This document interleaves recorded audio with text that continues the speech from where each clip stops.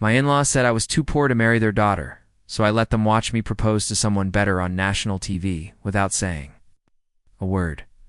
I'm a 27-year-old guy, and I've always believed love shouldn't care about money. Until I met Emily, I worked long hours at a small marketing firm, barely scraping by. But I'd never let that define me, more my capacity to love. I'd always been loyal, emotionally invested. The kind of person who remembers birthdays, texts back promptly, and shows up when it matters. Emily, on the other hand, had this effortless charm. A smile that made you feel like the world had finally tilted right for you, and ambitions that outshone everyone around her. She was smart, ambitious, and from a family that could practically fund a small city. Our early days felt like something out of a movie. Friday nights spent wandering the city streets, laughing under streetlights, sharing coffee and dreams about careers, travel, and a future that neither of us could fully picture yet. I remember the first time she held my hand on that chilly autumn evening. It wasn't just touch. It felt like a promise, like the universe was quietly approving us. We didn't need fancy dinners or expensive gifts. Our connection was enough. Then came the inevitable meeting with her parents. I remember the way her father's eyes scanned me from head to toe, the polite smile never reaching them. Her mother, poised and elegant, asked about my job. And when I mentioned the modest salary, she gave this polite but sharp smile that immediately tightened my chest. "That's nice," she said, and my gut told me it wasn't nice at all. I tried to stay composed, cracking jokes, asking questions, showing interest in their lives, but every compliment I gave her mother felt like a pebble tossed into a stormy ocean. By the time I walked out that evening, Emily was radiant, holding my hand as if the world's judgment didn't exist. But the words her mother muttered under her breath, something about men needing to provide properly, lingered like smoke in my lungs. I couldn't shake it, and I knew, somewhere deep down, this was the first crack in what I hoped would be a seamless love story. And yet, I told myself, maybe love would be enough, or maybe it wouldn't. After that first meeting with Emily's parents, I tried to shrug it off, pretending it didn't sting. But every time we hung out, their words, or more accurately, their judgment crept into my head. I'd catch Emily glancing at me nervously when her mom made a subtle comment about a man needing to have ambition and stability, and I could see the conflict in her eyes. I wanted to reassure her, to say, "I've got this. I'm here for you." Money doesn't measure love. But deep down, a small, ugly voice whispered, maybe they're right. Maybe I'm not enough. Our weekends together were still magical. We'd wander farmers markets, cook messy dinners in her tiny apartment, or spend hours on the phone, just talking about everything and nothing. I loved the way she laughed when I burned the pasta, or how she squeezed my hand while watching some late-night comedy show. I tried to focus on that, the moments that felt hours and hours alone. But then came the subtle digs. At a brunch with her family, her father asked which neighborhood I lived in, raised an eyebrow when I said the downtown side. Her sister, without even realizing it, joked, "At least it's affordable." Everyone laughed, except me. I wanted to laugh too, to blend in, but my chest tightened, my stomach knotted. Emily reached over and whispered, "Don't mind them. I love you for you." I believed her, but the knot wouldn't go away. On the subway ride home, I replayed every comment, every glance, every judgmental pause. I could still feel her mother's eyes burning into me. That faint smirk when I tried to explain my work by the time I got to my apartment. I was exhausted not from work, not from life, but from the weight of invisible expectations. I loved Emily more than anything, but suddenly, love felt fragile, threatened by her family's unspoken rules. I kept telling myself I was strong enough that I could endure it, that their opinion didn't define me, but a tiny, persistent fear had planted itself in my chest. What if love alone isn't enough to make them accept me? And that fear, it was only the beginning. Things didn't get easier after that. Every family gathering felt like walking a tightrope over a pit of judgment. Emily's parents never said anything outright cruel, but their disapproval was woven into every word, every glance. Her father would ask pointed questions about my career trajectory, my apartment, my car, and her mother row. Her mother, she had this way of smiling at me while her eyes silently calculated all the ways I supposedly fell short. I could feel it in my bones. They thought I wasn't worthy. Emily tried to shield me as best she could. "Don't take it personally," she'd whisper when her mom made a comment about men needing to step up financially. She'd squeeze my hand under the table or brush a lock of hair off my forehead. But the protective gestures couldn't erase the sting. One evening, at a dinner with extended family, her father said, "It's good to see young men working hard. But sometimes ambition just isn't enough, isn't it?" Laughter followed from the cousins and aunts. I forced a smile, but inside I felt my stomach twist. The more I tried to prove myself, the more invisible I felt. I'd take her out on dates, plan small surprises, spend hours listening when she needed to vent about work, but somehow none of it mattered. The subtle comparisons were everywhere. Her sister would boast about her boyfriend's new car or upcoming promotion, and I could practically hear her parents thinking, "Why can't he be like that?" I started to doubt myself, not just my career, but my worth. Was I not enough for Emily? Was love really supposed to conquer all? Or was it naive of me to believe that?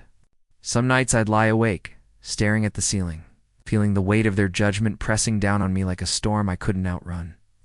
I wanted to fight it, to shrug it off, to tell them they didn't get to define my life, but every time I tried, I felt small, powerless, like a boy in a room full of giants. By the time I left that dinner, Emily's hand in mine didn't feel like a lifeline anymore. It felt fragile, vulnerable, and I knew I was walking into a storm I wasn't sure I could survive. And then something happened that changed everything. It was during one of those dinners that her mother finally laid it all out. Though she tried to dress it up as concern, "We just want what's best for Emily," she said, her voice calm but sharp enough to cut through me. "You're nice, and you work hard, but you'll never be able to give her the life she deserves." The words hit me like a punch I didn't see coming.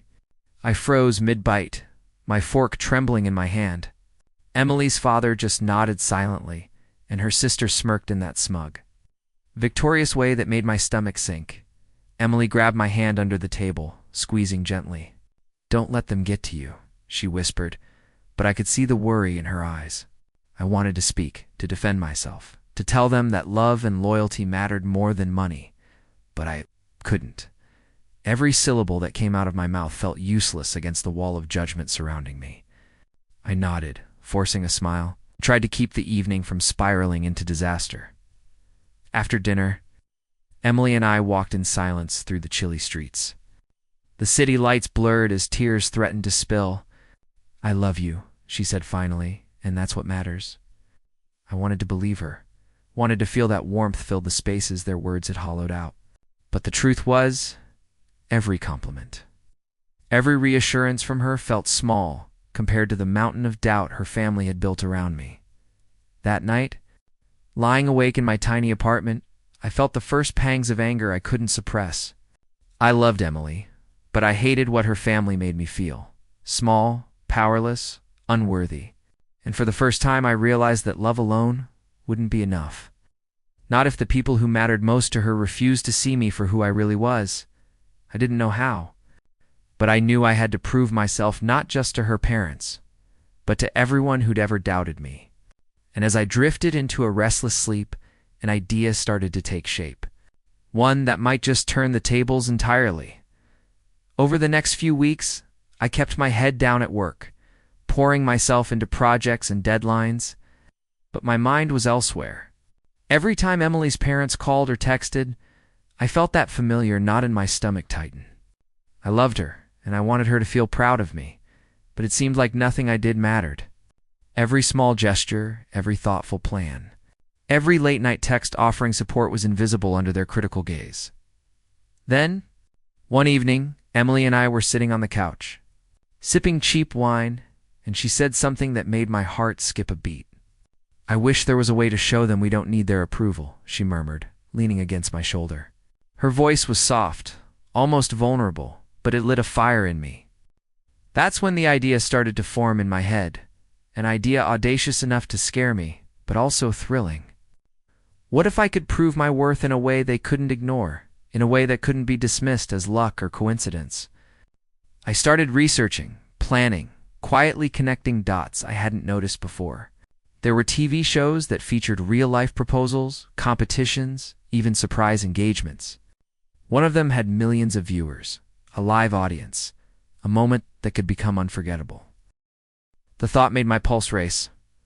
What if I could propose publicly to someone incredible, someone who shared my values, my drive, my heart, and make sure her parents saw it?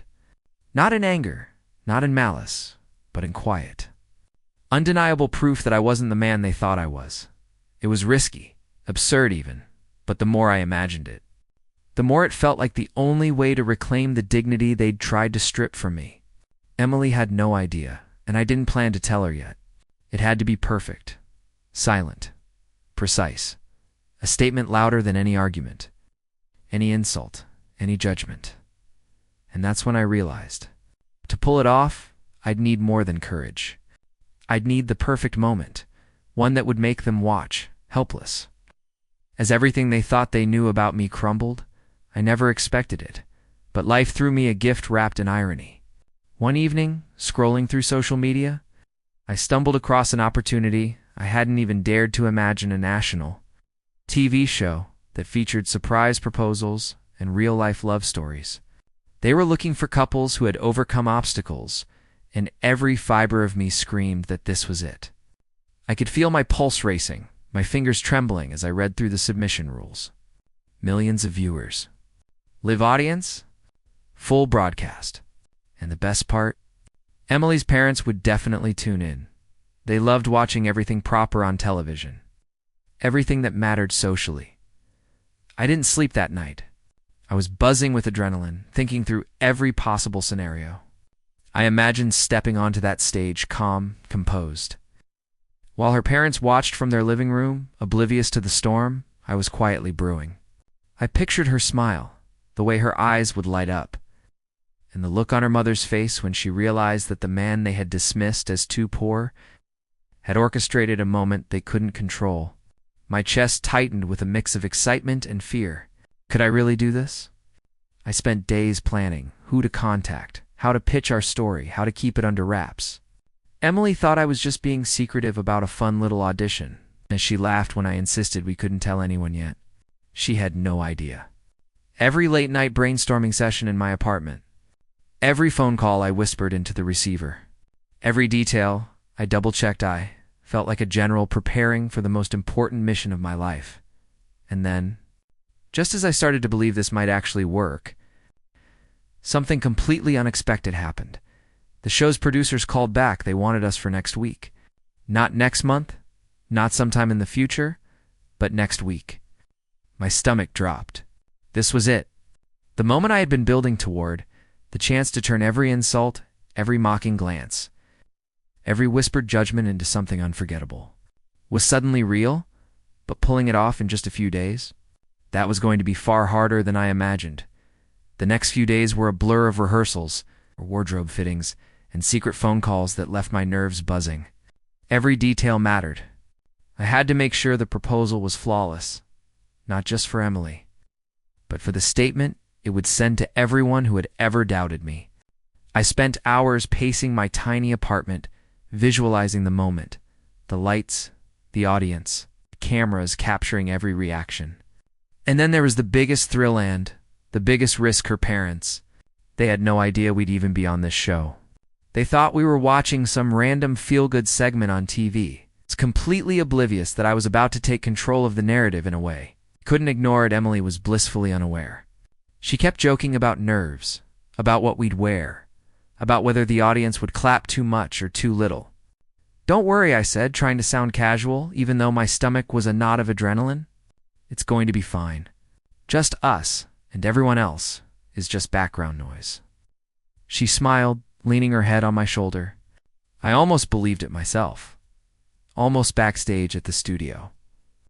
The air smelled of fresh paint, stage lights, and the faint temps of sweat from the crew bustling around. My heart hammered with every step closer to the stage. I could hear the faint murmur of the live audience warming up, laughter, applause, the hum of anticipation. I closed my eyes for a moment, taking it in: the adrenaline, the fear, the thrilling, reminded myself why I was doing this. Not out of spite, not to humiliate anyone, but to reclaim every ounce of dignity I'd lost under the shadow of their judgment. Then, as the countdown began, I caught a glimpse of her parents on the big screen in the green room, monitor Millie's mother's expression tense. Her father stiff, completely unaware that their world was about to shift. I swallowed hard. This was the moment everything I had planned, everything I had worked for, collide with reality. And as the host's voice boomed through the studio, announcing the segment, I felt my pulse catch. What happened next would change everything. The moment I stepped onto the stage, my chest was pounding, but my hands were steady. The lights hit me full force, the audience buzzing, the cameras rolling in there. The green room monitor, I could see them. Emily's parents. Her mother's jaw tight, her eyes narrowing, her perfect composure faltering ever so slightly. Her father sat stiff as a board, clearly unsure how to process what was about to happen. I swallowed hard, letting my calm mask the storm of nerves inside. I took Emily's hand in mine, feeling the warmth, the pulse of her excitement and trust. This isn't about money or status or what anyone thinks we should do, I said, my voice clear and steady, projecting into the microphones and across millions of screens. It's about love, about loyalty, about building a life together on our own terms. The audience murmured, captivated, and I could see Emily's eyes glistening, her lips trembling with the hint of a smile. Then I dropped to one knee, pulling the ring from my pocket. The studio lights reflected off the small diamond, and for a second the world shrank to just her. Emily, I said, my voice catching with emotion, I don't need anyone's approval to know that you're my person. Will you marry me? The silence stretched for a heartbeat before she burst into laughter, tears rolling down her cheeks, and shouted, yes. Yes, of course. The audience erupted in cheers and cameras spun to capture the raw, joyous moment. I stood, slipping the ring onto her finger. And for the first time in months, every weight I'd carried, the judgment, the doubt, the constant underestimation felt lifted. And then, finally, I looked at her parents on the monitor. Their faces were priceless, stunned, speechless, their mouths opening and closing like fish out of water. No words, no protests. Just the realization that everything they'd believed about me being too poor or not good enough had been shattered in the most public, undeniable way. And in that silence, that freeze frame of shock on their faces, I realized I didn't need to say a word, but the story wasn't over yet. After the proposal, the studio erupted into applause, confetti falling, cameras flashing, and for the first time in months, I felt untouchable. Emily was laughing and crying at the same time, wrapping her arms around me as if the world outside didn't exist. The audience was cheering, strangers high-fiving us, the host beaming. But somewhere in the back of my mind, I couldn't stop thinking about her parents, the ones who had doubted me, criticized me, and treated me like I wasn't enough, back home. Emily's parents were glued to their TV, their reactions just as I'd imagined, frozen faces. Silent mouths, disbelief that radiated off the screen. Her mother's hand flew to her mouth, her perfectly manicured nails trembling.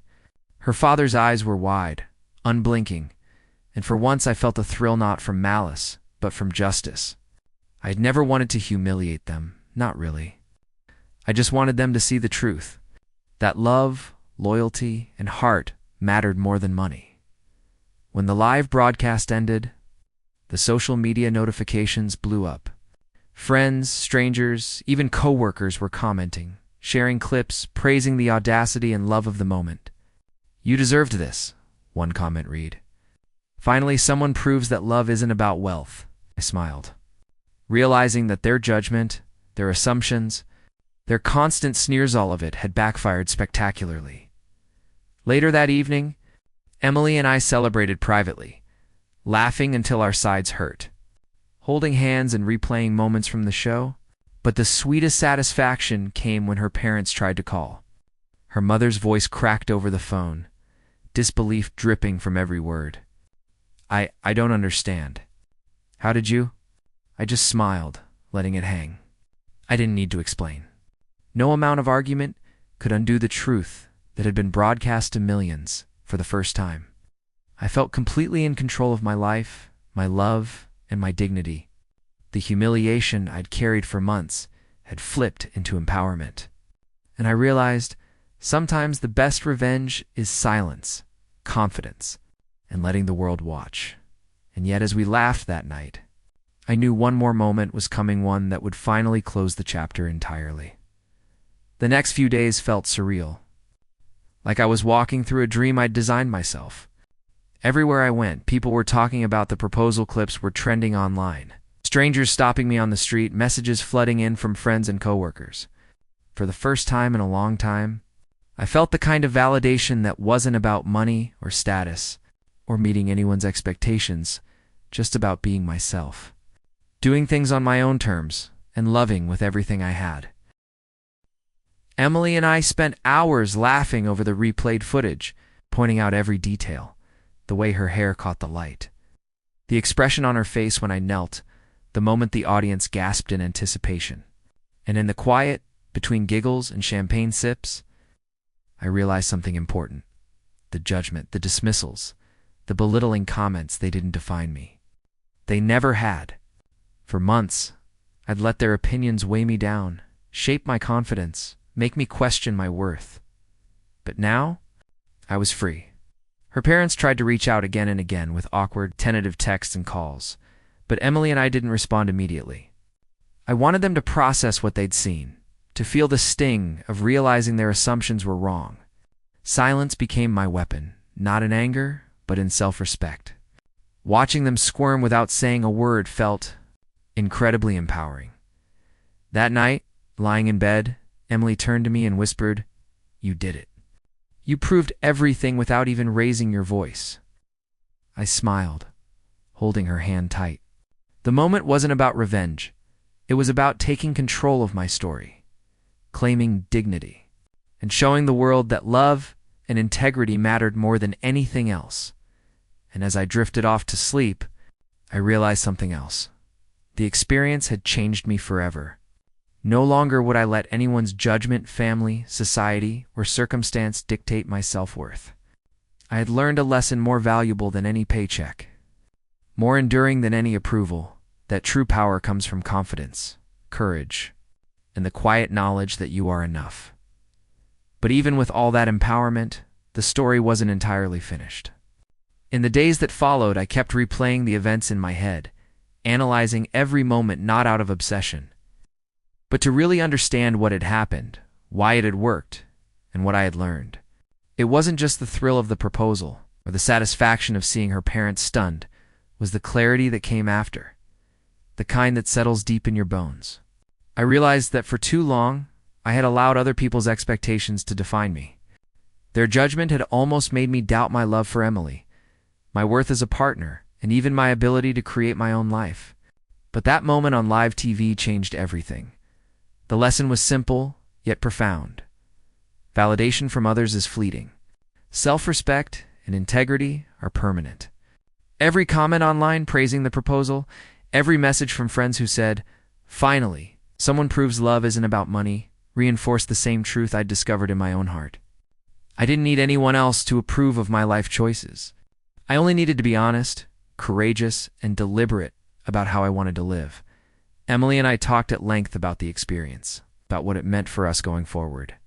We laughed about how her parents probably replayed the moment a dozen times. We joked about making our own little victory montage of the clips. But beneath the laughter, there was a quiet acknowledgement. We had survived something that could have broken us, and we had come out stronger, closer, and more in tune with each other than ever before. Her parents slowly started to reach out more openly, their tone awkward, cautious, but at least less judgmental. It didn't matter. They had already missed their chance to shape our narrative. The real power wasn't in their approval. It was in my choice to act, to create a moment that spoke louder than any argument, any insult, any disbelief. And as I sat back and reflected on it all, I knew the final chapter, the part where everything fully comes to rest, was just around the corner by the time the week was over. I felt like I'd stepped into a new version of myself, Emily and I had returned to our routine, but nothing felt ordinary anymore. The air around us was lighter, our laughter fuller, and every glance between us carried the weight of what we'd accomplished together. I had proven something to the world, but more importantly, I had proven it to myself that my worth was never defined by anyone else. And that love could triumph over judgment if you had the courage to act. Her parents eventually called, again, this time with hesitant voices and awkward attempts at small talk. I listened, letting them stumble through their words, feeling no anger, only calm. Their disbelief had been replaced with tentative respect, though I knew full well it was too little, too late. I didn't need their approval anymore. I didn't need anyone's. For once, the power of silence and dignity had spoken louder than any argument ever could. In the days that followed, the story went viral. Clips from the show were shared thousands of times. Messages poured in from people who had faced similar struggles with judgment, family pressure, or feeling not enough. I realized, in a way I hadn't before, that our story wasn't just ours, it was a lesson for anyone who had ever been underestimated. Dismissed, or told they weren't worthy, Emily and I held each other close that night. The city lights painting our apartment in soft hues. "We did it," she whispered, her hand finding mine. "We really did it." I smiled, thinking about every moment that led here, the rejection, the doubts, the humiliation, into how it had all been transformed into something powerful, and in that quiet.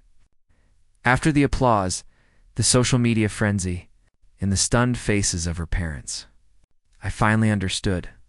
The best revenge, the sweetest triumph, and the deepest empowerment didn't come from words or confrontation. It came from courage, love, and letting the world witness the truth for itself. I had lost nothing, and I had gained everything.